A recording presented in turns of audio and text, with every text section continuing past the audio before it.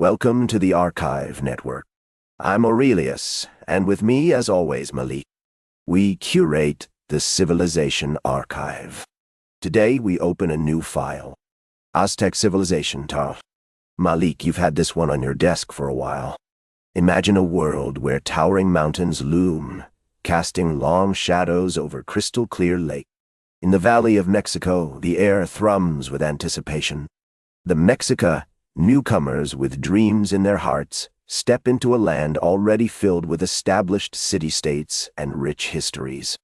They're strangers here, navigating a complex web of politics and culture, yearning to carve out their own destiny amidst those who have called this place home for generations. This is the beginning of a new chapter. But Aurelius, this isn't just about the Mexica seeking a home.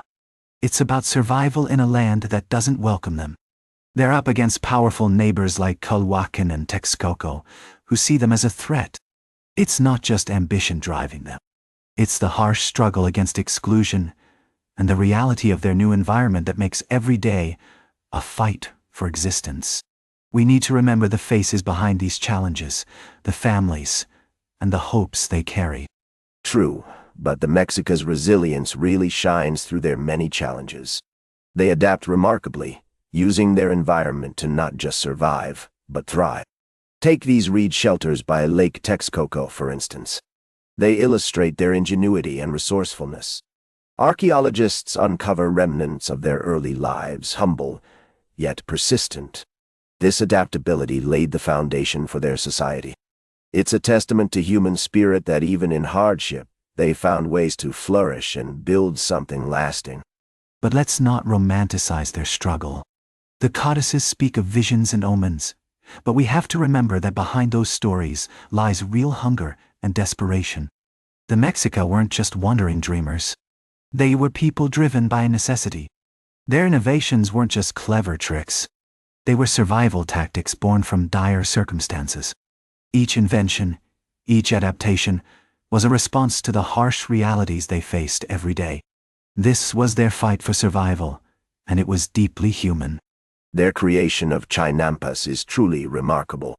These floating gardens transformed marshland into fertile land, enabling them to cultivate vital crops like maize and chilies.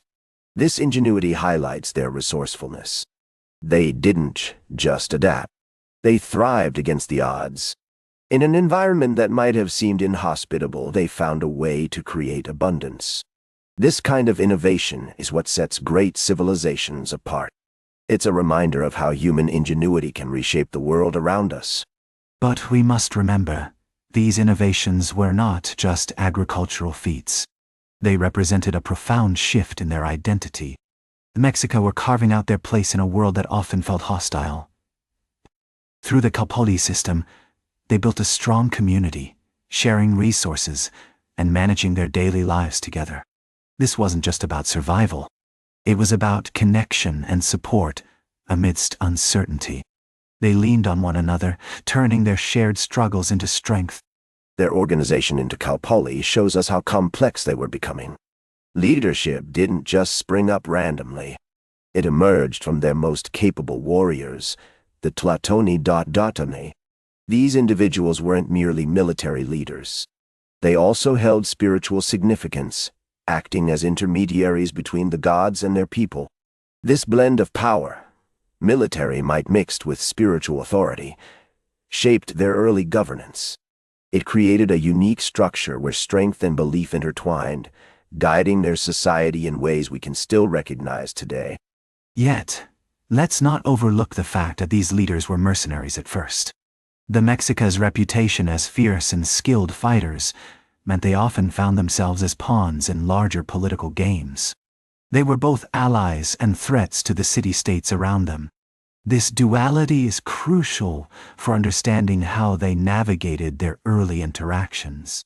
It's easy to forget that behind each battle and alliance were real people, making choices that affected countless lives in ways we can only imagine. Their dual role certainly adds depth to the story. Religion infused every aspect of Mexica life. Huitzilopochtli, their chief god, isn't just a figurehead. He embodies their very identity. Temples filled with offerings tell us about their spiritual dedication. We see this devotion grounding their culture amid the chaos around them. Ceremonies and rituals weren't mere tradition. They were lifelines that connected the people to their beliefs. In a world of uncertainty, faith became their anchor, shaping both their actions and their society. But their devotion was also a response to the struggles they faced every day. The chants and ceremonies weren't just rituals. They were urgent acts of survival, helping to keep chaos from overwhelming their lives. The warm scent of copal incense curled through their gatherings, a constant reminder of their need for balance in a world that often felt out of control. This was survival dressed as spirituality, a way to find hope in the midst of hardship. You're right about that. The Mexica didn't just create in isolation. They borrowed from their neighbors, blending styles and ideas. This fusion of art and governance is a hallmark of an evolving culture. Their remarkable ability to adapt is evident in their pottery and intricate stonework. You can see how these influences shape their identity, making their civilization richer and more complex. It's a testament to their resilience and creativity in the face of change. Still, it wasn't all growth and adaptation. Famine and conflict haunted their early days, leaving scars that wouldn't easily fade. The codices and oral histories remind us of those dark times. They faced forced migrations, as families were torn apart, and crop failures that left many hungry. These harsh realities didn't just test them. They shaped their resilience and identity in profound ways. Each struggle became a thread in the fabric of who they were, binding them together through shared pain and survival. Everyday life in early Tenochtitlan was a tapestry of struggle and hope. Narrow canals buzzed with market activity, the air thick with the scent of food and trade. Families paddled through the bustling city, diligently transforming water into land. Children played along the banks, while merchants shouted their wares, creating a vibrant rhythm that pulsed through the streets. This daily hustle and bustle set the stage for what was to come, a reflection of human resilience in the face of challenges. That's where we leave it for now. Part 1 of 5.